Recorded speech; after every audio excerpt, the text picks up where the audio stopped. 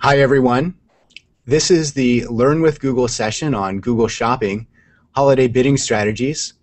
I'm John Venverlo, Head of Business Development for Platforms with Google Shopping, speaking to you live from Mountain View, California, where I'm wearing my orange shirt to celebrate the victory of our hometown baseball team, the San Francisco Giants, who won the World Series last night in a 4-game historic sweep.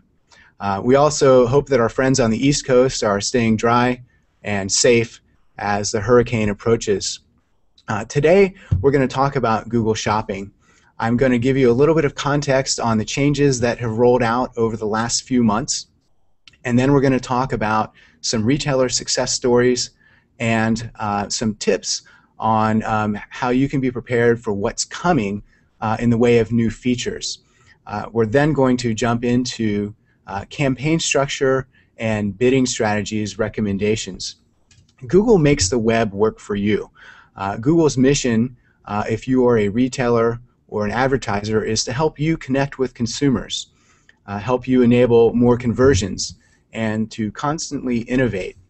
And the same holds true for Google Shopping, which is why we embarked on these changes that we announced back in May with the aim of giving retailers time to prepare for this holiday season. By the way, if you're going to tweet about today's session, please use the hashtag Google Shopping. Google Shopping switched from a model that included free results and paid results starting back in May, and we recently concluded this transition. So the new interface, if you search for something that we think is commercial in nature, meaning we think you're looking to buy something, then you might see results that look like this.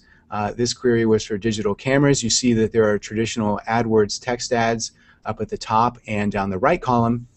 And then just below we have product listing ads, where you see that there is an image of each model of camera, a title, a price, and the retailer where you can buy that particular camera. And if the shopper clicks on one of those product listing ads, he or she is taken directly to the retailer's landing page for that particular camera, so that he or she can buy that camera. If none of those product listing ads are what the shopper is looking for, she can click through to shop for digital cameras on Google, and that will take her to the shopping property at shopping.google.com. There are also category refinements most of the time, depending on the query. So in this example, you can see that the shopper can shop by brand, Canon, Nikon, Sony, etc. And if she clicks on one of those links, it takes her through to the shopping property and just shows her offers about those particular brands of cameras. And so our mission is to help the shopper get to what he or she is looking for as quickly as possible off to the retailer's site. Google is not a retailer. We don't hold inventory. We don't have distribution centers or warehouses. Our mission is to help retailers connect with consumers, get clicks to their websites, and constantly improve their conversions. So if the shopper were to have clicked through to the property, then she would see something like this, where there is expanded information about each camera, social features built in, and category and other kinds of refinements over on the left. So for example, if the shopper wanted to search only for cameras where free shipping was included, then she could select that. If she were to click on a particular camera, she would go to what we call the product page, where there is even more detail on the camera in question, and new features around images are being rolled out. You can also see that stores where the camera is available are listed below, and sometimes if the retailer offers Google Wallet or is a Google trusted store, then you will see icons next to those retailers' listings in the results here.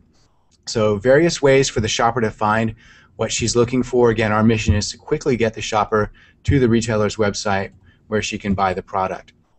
Product listing ads are available on google.com and within the shopping property, which I've just shown you. They're available on desktops, mobile devices, and tablets. Product listing ads have launched in a number of countries around the world, which are listed on your screen here. And we are trying them out in new countries. Canada is in beta, for example, and there are more being added. Sometimes product listing ads show up on the top of the page, typically oriented in a horizontal box that we call the commercial unit, or sometimes you might see them on the right-hand side of the page, as we have in this example for baby strollers. A very important new feature that you might want to try to take advantage of in time for the holidays is product level bidding. We have always enabled retailers to bid on a product level, but it was a little bit complex in the configuration necessary to achieve product level bidding. Now you can actually just select product ID when you're creating a product target and then input the ID for the product in question without making any changes to your feed. So you can target subsets of your products that you want to promote more heavily, quickly bid on new or top-selling holiday items, and if there are items that are not selling fast enough, you can easily increase bids just on those products by using this new product ID feature. Keep in mind that the limit of 10,000 product targets per merchant remains. We also have a new simplified sign up, so if you are new to product listing ads, or if you have people on your staff who are new and you want to set up a relatively simple product listing ads campaign, there is a way to do so right within Google Merchant Center.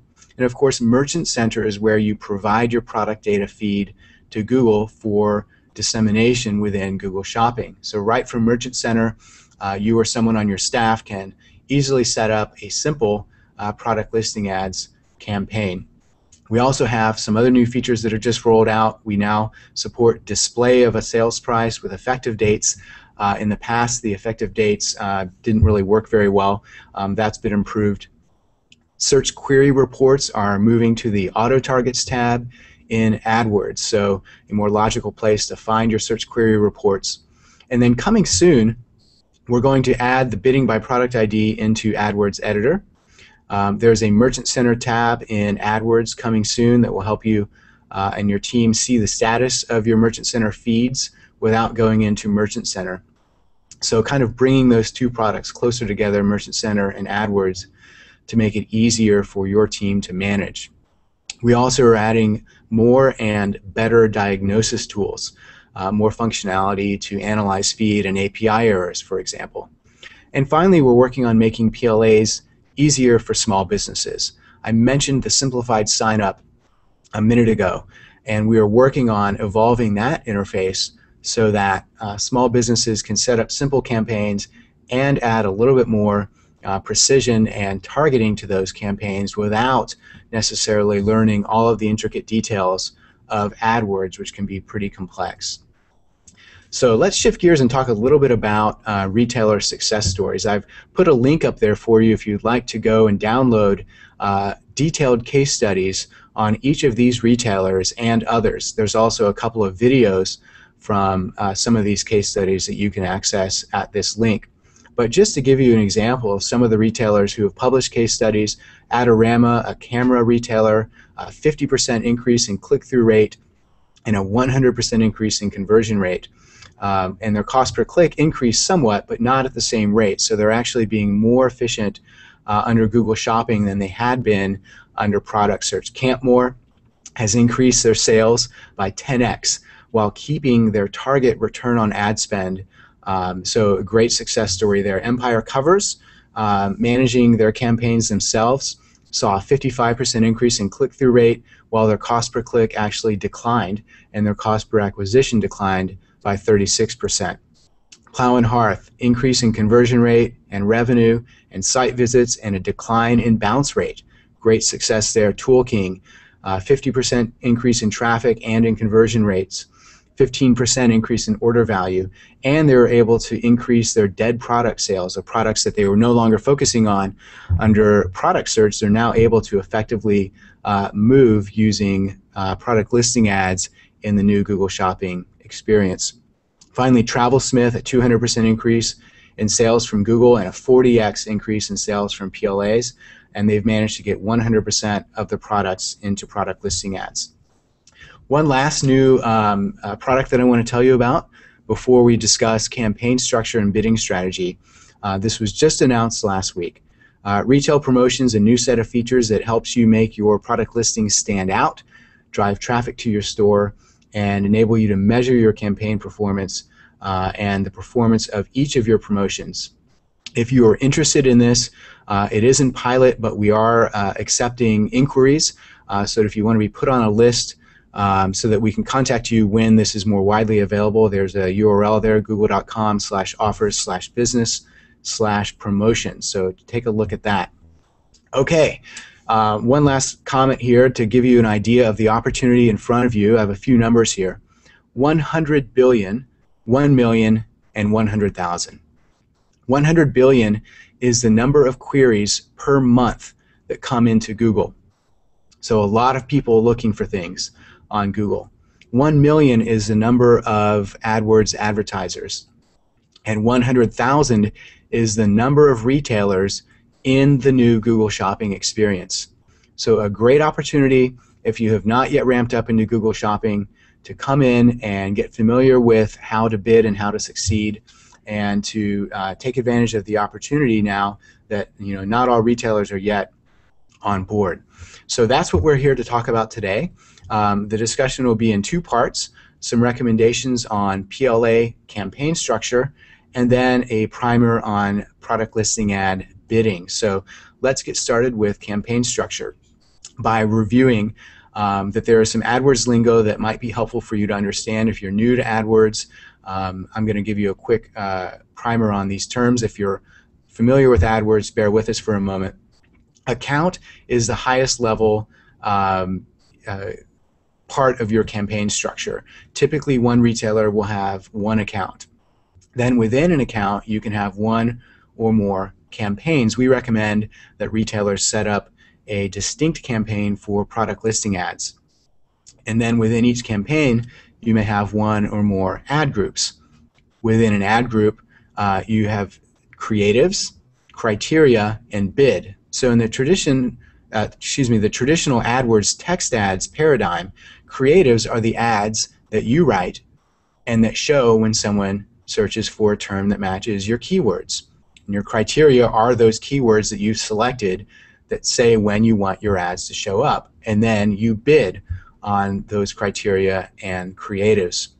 With product listing ads, it's a little different in that you do not write the creatives for product listing ads. We dynamically generate the ads for you using the information from your product data feed that you have provided to Google Merchant Center. So you've given us information about your products, you've given us the images, and we dynamically generate the ad for you.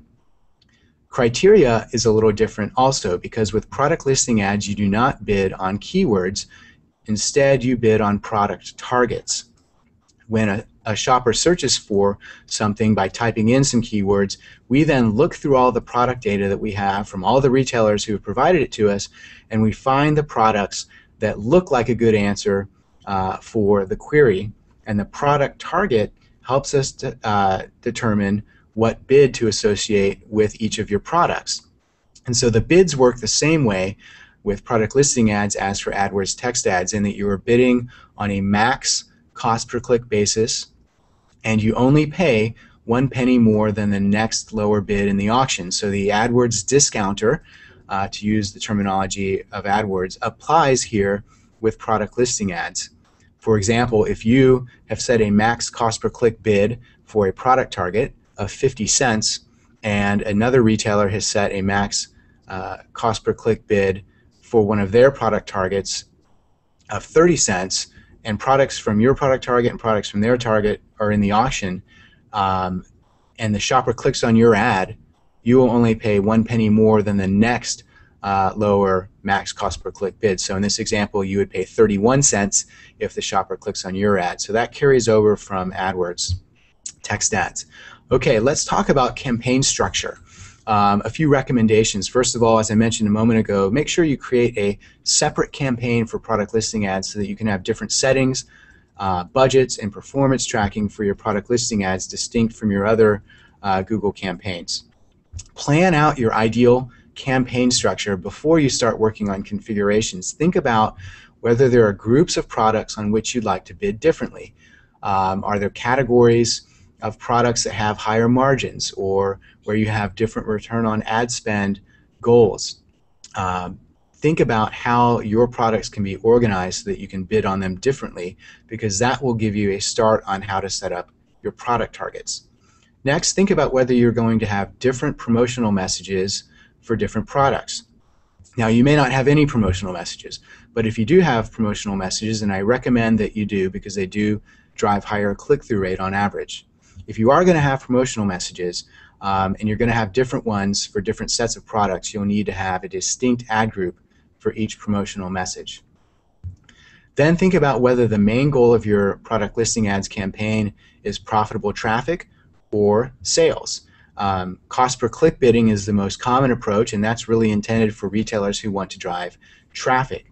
We are offering cost per acquisition bidding in the US on a whitelist basis. So if you're interested in cost per acquisition bidding, or to put it another way, paying for sales, talk to your Google rep about getting involved with cost per acquisition percent bidding. Next, make sure that you set up an all products target. Make sure that this all products target, which will apply as sort of a baseline for all of your products, has a bid lower than all of your other product targets, so that this product target can act as a catch-all. Now I'm going to give you some examples in a minute of a campaign structure with different kinds of product targets. So hopefully it will make it easier for you to understand these recommendations. But keep these tips in mind when you set about creating your own campaign structure. Okay, so we're going to shift gears and talk about a toy retailer as an example. This is a hypothetical example, not an actual retailer. But like most retailers, Toys Inc. wants to set up a high-performing PLA campaign, and they have different profit margins by category and price point. And they want to aggressively promote certain toys that they expect will be hot sellers for the holidays.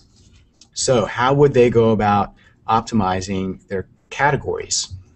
Let's look. First of all, they're going to create campaigns by category. Now, some retailers say, well, how should I design my categories? A good place to start is by looking at your sitemap or the navigation for your website. You typically organize your products into categories based on what shoppers are looking for. So for this hypothetical example, the campaigns by category that Toys Inc. is going to set up are for baby and infant, another category for arts and crafts, one for bikes and riding toys, and one for wooden toys. Now, they probably have others, but for the sake of this discussion, we're just going to look at these and dig into the baby and infant campaign to show you how they would set up different ad groups. So within baby and infant, they have activity gyms, bath toys, early development, and a category called planes, trains, and cars. So if they want to be able to bid differently on each of these subsets within baby and infant, they would want to set up ad groups for each one of them. So we have ad groups as examples listed here. Now, if we were to take a look at their product data feed, they would want to label each product to fit in one or more of these categories. So I've represented two different products within their product data feed here. You see that they have a bath ball product and an early years roller toy product. And so this is kind of a snapshot of a portion of their product data feed, showing you four attributes: the title of the brand, the product ID number, and the AdWords labels that they have associated with each product.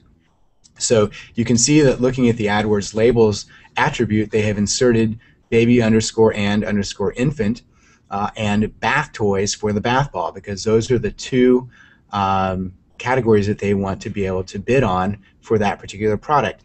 Namely, they can bid at a campaign level for bath ball because they've labeled it that way with baby and infant, or they can bid at an ad group level by putting bath underscore toys into the feed. And you can see similarly that for the early years roller toy, they have that product in the baby and infant campaign and in its own early development ad group.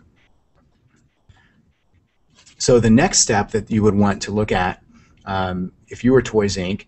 is how to associate those AdWords labels attributes in your feed in order to create product targets. So within the AdWords front end, or if you're using AdWords Editor, you could use the parallel interface there. You would set up a product target.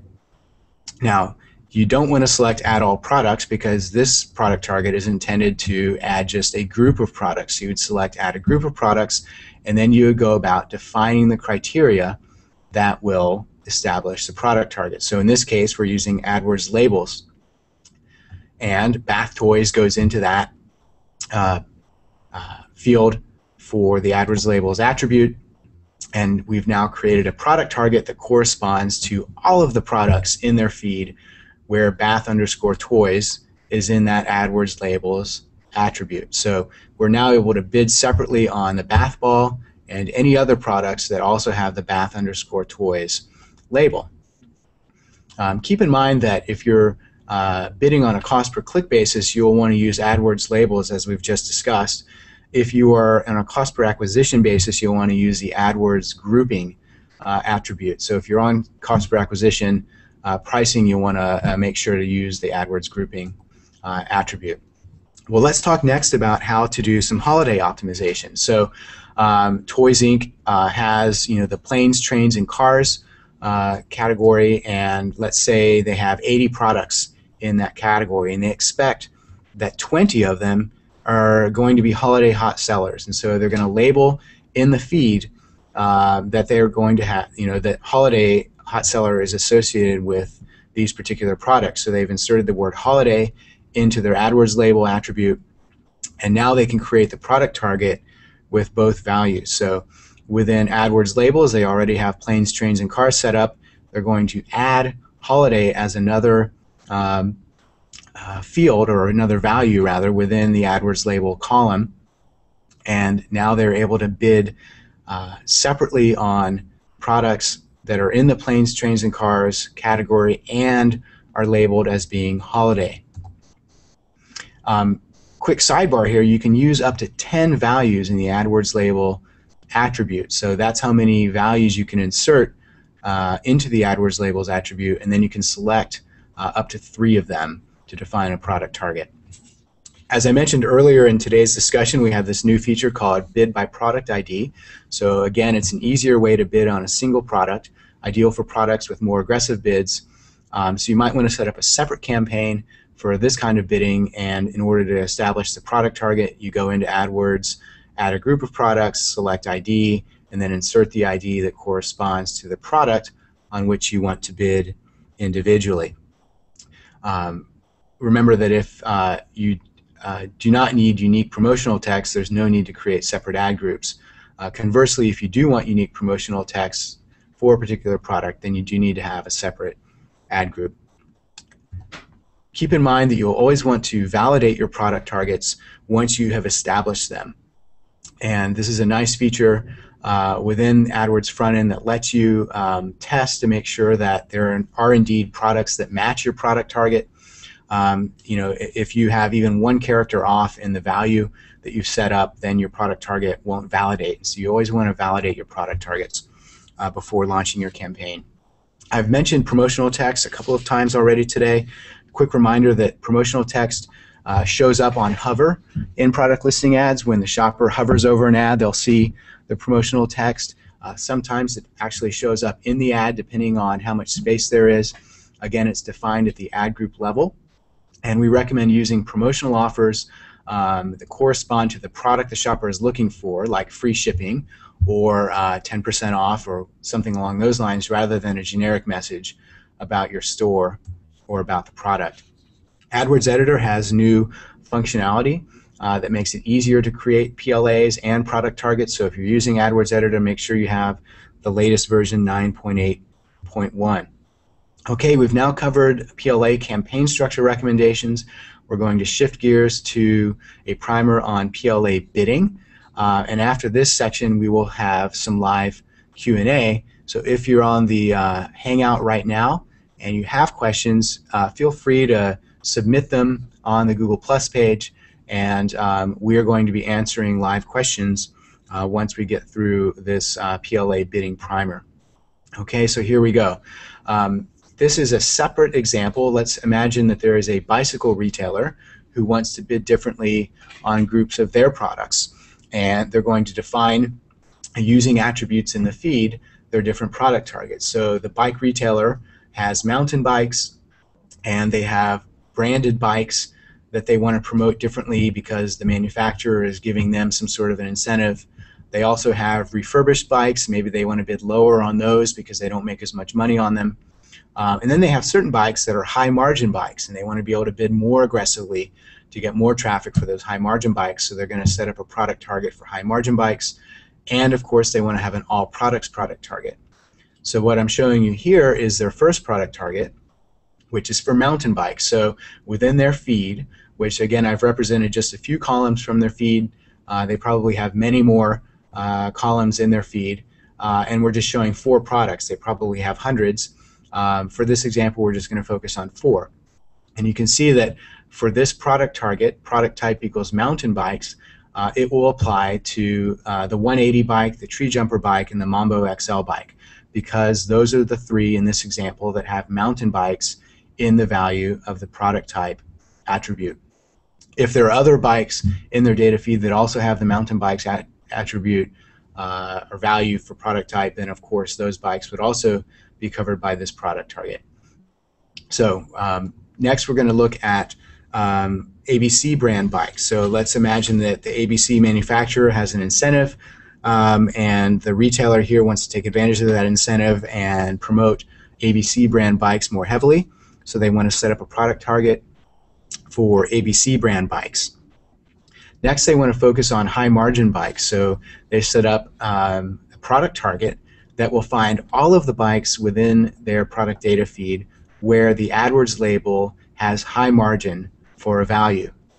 This lets them easily designate high margin or low margin bikes, or they may even want to be more specific than that. I see a lot of retailers use the AdWords label column to get more specific, like with quantified values of what their margins are for a bike, or what their return on ad spend goals are.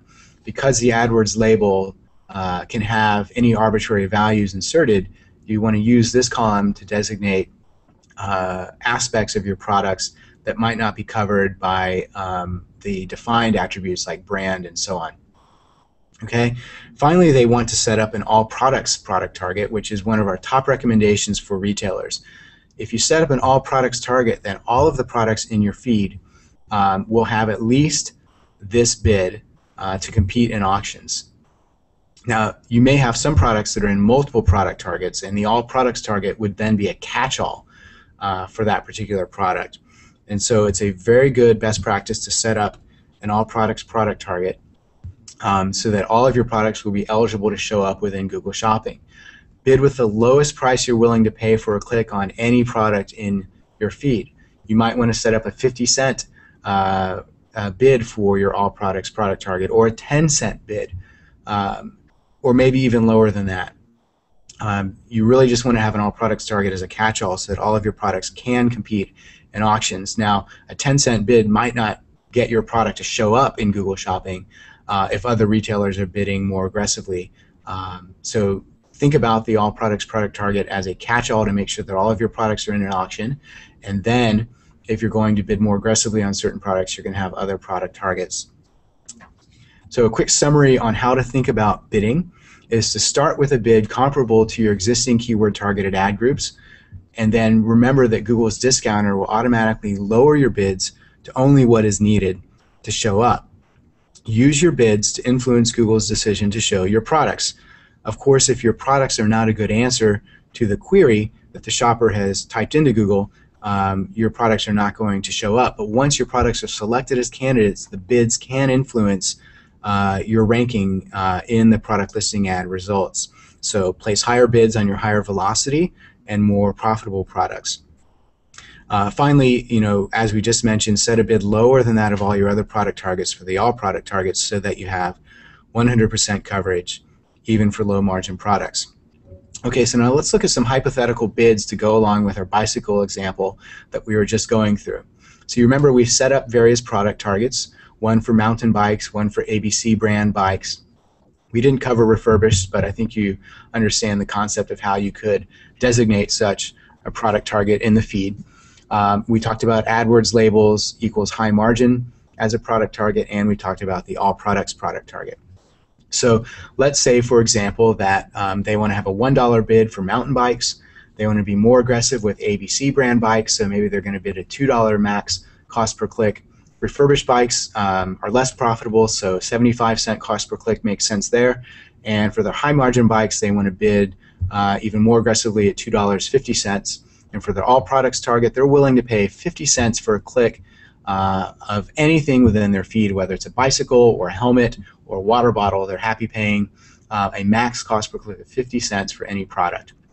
Okay, so let's look back at our example of bikes and talk about how the different product targets that they've designated would apply to each bike. If a shopper were to come into Google and search for mountain bikes, there are going to be a number of bikes in this feed that are possible candidates to run in an auction. Now, there's going to be mountain bikes from other retailers also that are candidates to go in the auction. So the question here is, which of these bikes is most likely to show up on the search results page? So we have the 180 bike that fits within the mountain bikes product target, and of course the all products product target. We have the tree jumper, which fits into mountain bikes. It also fits into the ABC brand product target, and it fits into the high margin product target, and of course the all products product target. And then the Mambo XL is a candidate within the mountain bikes product target, and of course the all products product target. So the question for you is, which of these bikes is going to be most likely to show up on a search results page from among these three? So Google is always going to choose the product target with the highest bid available for a product that's a candidate to show up, and that's in order to make your product most competitive in the auction. That's what you really need to think about, is that how competitive do you want to be against other retailers and having your product show up on the search results page. So in this example, the tree jumper is the one that's most likely to show up on a search results page because it has the highest bid out of these three bikes associated with it because of that high margin AdWords label product target at $2.50. Now remember, if other retailers bid, let's say, a max of $2 and the shopper clicks on the tree jumper from this retailer, then the retailer would only be charged $2.01. Again, the Google discounter applies within PLAs. Okay, so we're going to have a quick summary and then we'll go into live Q&A. Full coverage is a great optimization tip. You can easily achieve this by setting up an all products target with a low bid to make sure that your entire inventory is eligible for product listing ads. Bid strategically by using product targets to bid differently on different groups of products. We used the bicycle example and the toy example to show you how to set up and think about product targets, and the bike example we covered different ways of bidding and gave you an example of which bike was most likely to show up in an auction. So keep those tips in mind. Data quality is really important within Google Shopping. Unless we think your product is a good candidate to show to a shopper, it doesn't really matter what you bid on it. It's really important that you maintain a high quality feed by addressing errors and optimization suggestions in the Merchant Center Data Quality tab. If your data is missing fields or missing images, it's unlikely that your product will be a candidate in an auction. Query relevance is important to understand. Remember that with product listing ads, you're not bidding on keywords, but you can run search query reports to see what queries shoppers are typing in and finding your products with. And you can indeed set up negative keywords within product listing ads. If there are terms that people are searching on and finding your products, and you know that those aren't really the right terms for them to be finding your products with, you can include negative keywords in your PLA campaign to prevent your products from showing up on irrelevant queries. Promotional text, the last tip to think about. Use promotional text to highlight unique offerings. Promotional text is free. It doesn't cost anything extra to include promotional text, so if you have offers like free shipping or discount codes or 10% off this or that product or category of products, make sure that you take advantage of the promotional text feature to highlight those offers. So you can find other videos that you may find helpful if you want to dig further into shopping, product listing ads, and related topics by going to youtube.com/Google Business. That's the Google Business channel on YouTube, and search for shopping and you'll find videos about Merchant Center and about campaign structure and bidding strategy, about a new program called Google Trusted Stores that will help you stand out from the crowd, and one on how to easily opt in all your products, product listing ads, and others. I have some links here that you may also find helpful. Google.com/ads/shopping is kind of a microsite all about shopping. If you want to keep up to date on the latest news around Google Shopping, Google Wallet, Google Offers, and related product areas of Google, check out the Google Commerce blog at googlecommerce.blogspot.com. And google.com/merchants is your entryway to Merchant Center, where you provide your product data to Google and manage some of the configurations that we discussed today. Finally, if you need help, you should always lean on your Google rep or use the toll-free number 866-2-GOOGLE. Okay, we're next going to shift gears into a discussion of the questions that you have been submitting during today's Hangout. So with that, we're going to pull up the first question, which is Google Shopping campaign creation the same as product listing ads? So product listing ads is the format that basically makes up Google Shopping. So yes, essentially a Google Shopping campaign is made up of product listing ads, like we were discussing today. The next question is, will Google Shopping be available on mobile? So yes, it is available on mobile today, as a matter of fact, both on handheld devices like phones and tablets. So product listing ads typically are fewer in number in these formats because of the more limited screen real estate, but we do indeed show product listing ads today on mobile devices and tablets. So next question, what's the biggest difference in bidding on shopping versus AdWords text ads? So the biggest difference is that with shopping you are not bidding on keywords. With Google Shopping you're bidding on products, or to be more specific, you're bidding on product targets. Remember, a few minutes ago we discussed how to think about product targets as corresponding to categories of products that you have, or even individual products within your Merchant Center data feed. So with Google Shopping and product listing ads, you're bidding on those products or those product targets. With AdWords text ads, you are bidding on keywords. So when a shopper types in a particular keyword, if you have an AdWords text ads campaign running, then you're competing in an auction for AdWords text ads, and if your ad shows up, it's the ad that you have written.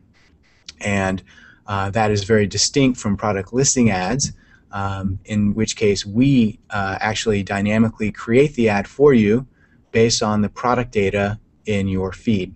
So that's really the biggest difference between AdWords text ads and Google Shopping product listing ads. Now the next logical question that comes out of that is, should I have AdWords text ads or should I have product listing ads?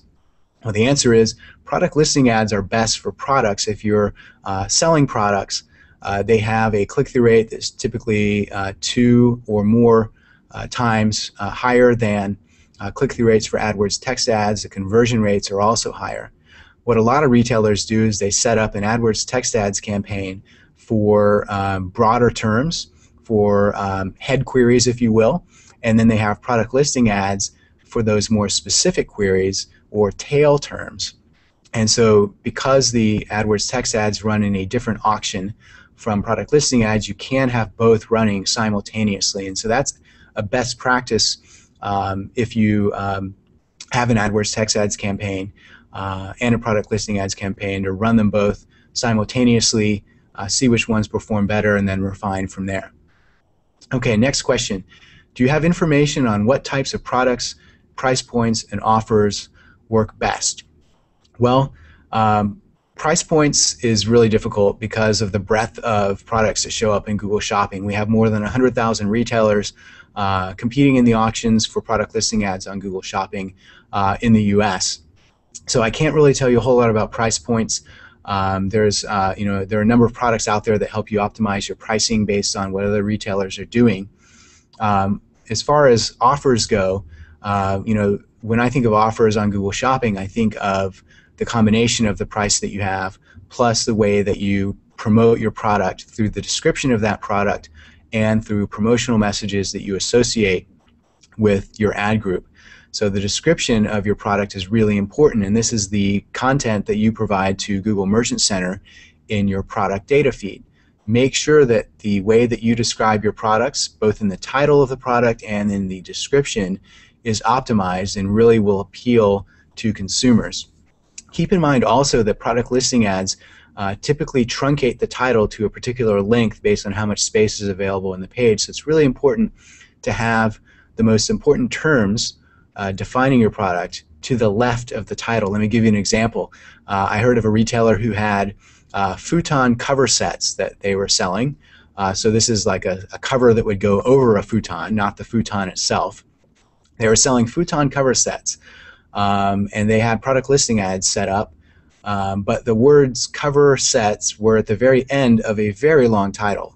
The first 5 to 10 words talked about the futon and the brand of futon that the cover set would fit on, and cover set was like the 12th and 13th word in the title. So because Google truncates the title, and you can find out more about the specs for the way Google truncates titles in Merchant Center help files, because Google truncates the title, cover set was never showing up in the ads, and so shoppers saw, wow, that's a really low price on a futon.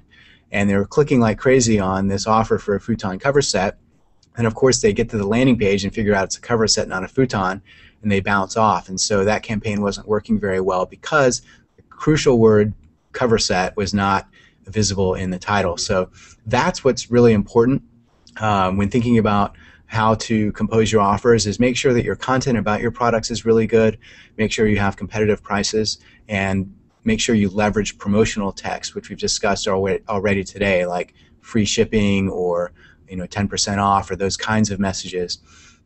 Next question. How do you bid on a cost per acquisition basis? So first of all, cost per acquisition bidding is now only available in the US and only if you are whitelisted. That's because the configuration is rather difficult to set up. And it requires a fair amount of technical support from Google. So if you're interested in cost per acquisition bidding, talk to your Google rep, and your Google rep will be able to help you, be whitelisted and get into that program. Okay, next, how do we aggregate messages and text for the same product from different vendors, particularly if they don't provide the same strong ID or product number? Great question. So for certain categories of products, we do require what we broadly refer to as strong ID. And within Merchant Center in the help file, there is a really good document on what attributes are required to be in your feed. And for certain categories of products, a strong ID is required. For example, with apparel, the strong ID that's required is brand. For hard goods, we have a more stringent set of strong IDs that are required. So for example, with consumer electronics products, we require the strong ID to be the part number, the UPC code, and so on. And if you are submitting hard goods through your Merchant Center feed, then you'll need to make sure that all those numbers are present, or we won't show your product. And so because we require certain strong IDs to be in the feed, we're able to associate different offers from different retailers with a single product. That's how we do it. Okay, next question. Should we expect Google Shopping to get more competitive during the holiday? Well, for most retailers, most of their business is done during Q4 and the holiday season. And so, yes, I do expect that Google Shopping will be more competitive this holiday season, and indeed will continue to get more competitive in the coming year. That's because we've just gone through this major transition with Google Shopping starting back in May, and a lot of retailers are still getting their budgets together, still figuring out how to bid, how to set up their campaigns. One of the reasons we did this Learn with Google session today is to help retailers get on board and compete. And so yes, I do think that Google Shopping will be more competitive during the holiday season. At the same time, I think is a great opportunity for retailers who are on board and can take advantage of the fact that some retailers are simply sitting on the sidelines right now. Some retailers did not get budgets set up in time. Some retailers haven't figured it out. And so you have a competitive advantage, potentially, if you're on board and competing for this holiday season. Okay, where in the interface do you enter or change your bid? So within AdWords front end, that's where you set up your bids. I didn't show you any screenshots today of that particular aspect, but within your ad group, you're going to define your criteria, which essentially are your product targets. And we talked today about product targets. You're going to select your creative to be PLA creative, meaning our systems will create the ads for you rather than you're writing the ad. And then within AdWords, you will set your bid for your ad groups. So that's where you do it. You can also, of course, set up your bids for product listing ads within AdWords Editor if you're using that client application. Okay, next question. Will a 1-cent bid work for all products? So yes, in the US, the minimum bid is 1 penny.